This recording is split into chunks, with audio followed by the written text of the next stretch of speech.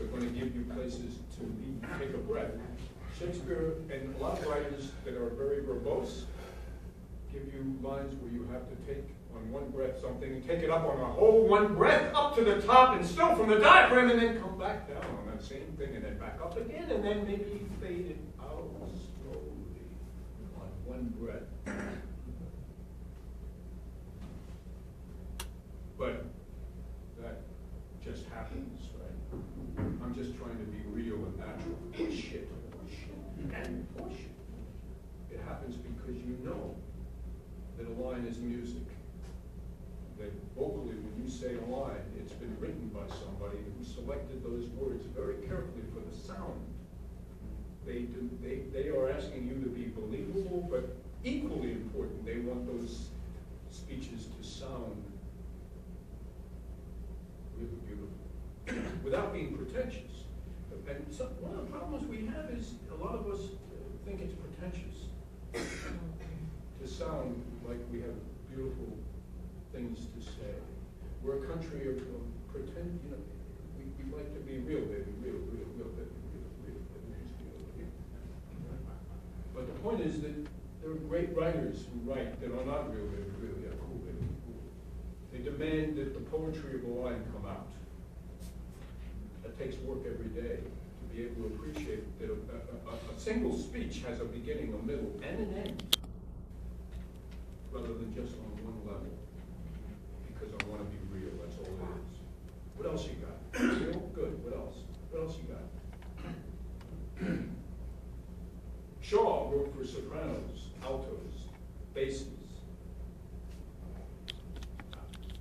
tenors. He actually cast for those voices.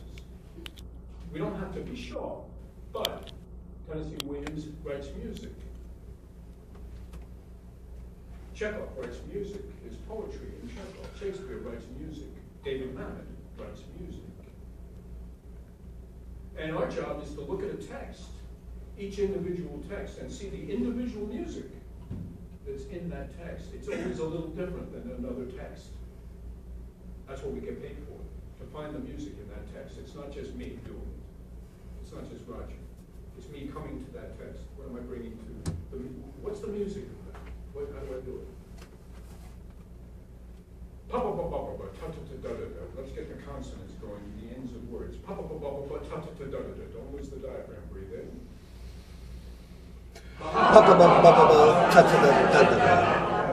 Relax.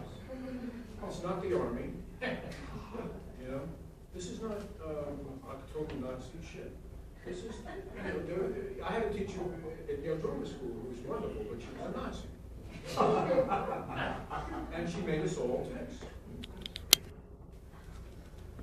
You can't do it.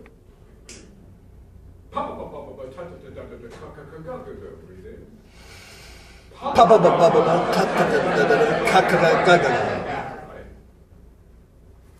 So if I say in a theater,